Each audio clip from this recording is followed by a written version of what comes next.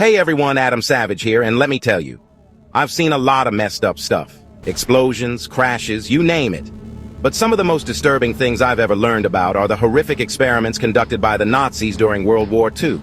We're not just talking about your run-of-the-mill mad scientist stuff. This was systematic torture and murder disguised as science, all in the name of twisted ideology. These experiments were designed to test the limits of human endurance, to push people beyond the brink of sanity and survival. So buckle up, because we're about to dive into the dark heart of Nazi science. We're going to uncover the stories of the victims, the perpetrators, and the experiments themselves. This is a story about the absolute worst of humanity, but it's a story that needs to be told. Imagine being so thirsty your tongue feels like sandpaper. Your throat cracks with every swallow. Now imagine being forced to drink seawater, knowing it will only make things worse. That's what happened to Romani people imprisoned at Dachau. Dr. Hans Eppinger, a so-called scientist, wanted to see how long the human body could survive on seawater alone.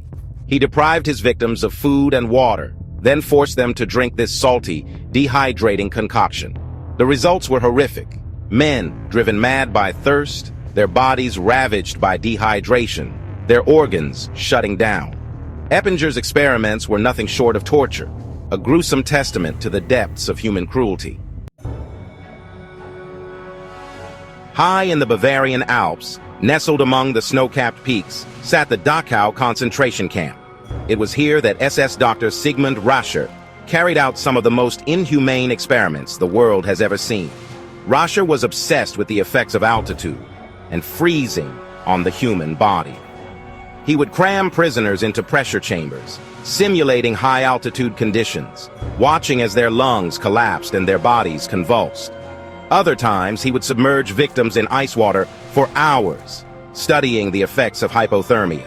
Many died agonizing deaths, their screams echoing through the cold, sterile labs. Rascher's work was a grotesque mockery of science, fueled by sadism and a complete disregard for human life. Imagine a young boy, no older than 10, strapped to a chair, his eyes wide with terror. He can't move, can't escape the inevitable.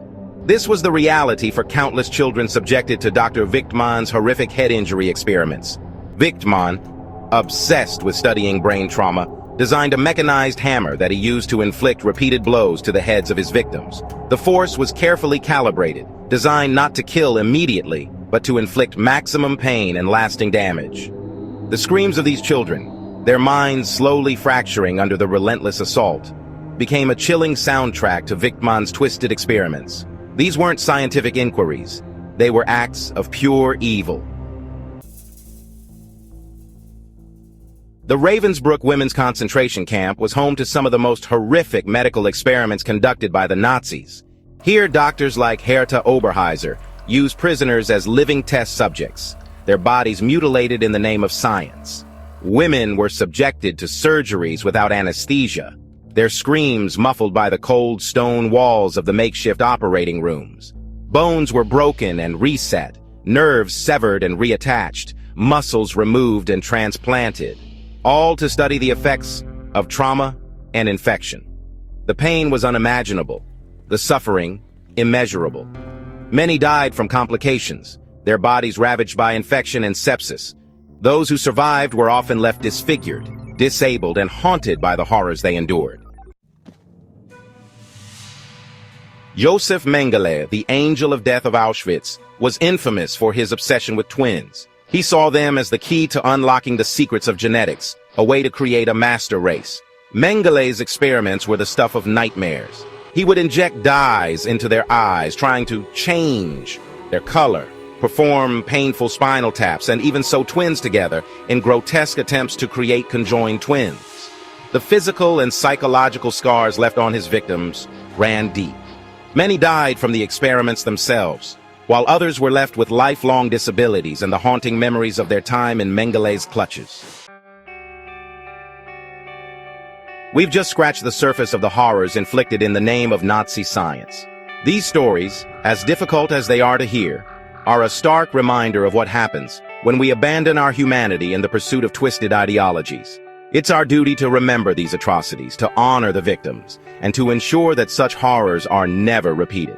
We must learn from the past, confront the darkest chapters of human history, and fight against any form of intolerance and discrimination.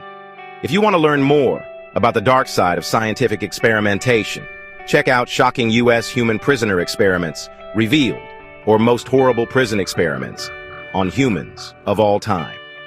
Together, let's work towards a future where the pursuit of knowledge never again comes at the cost of human life and dignity.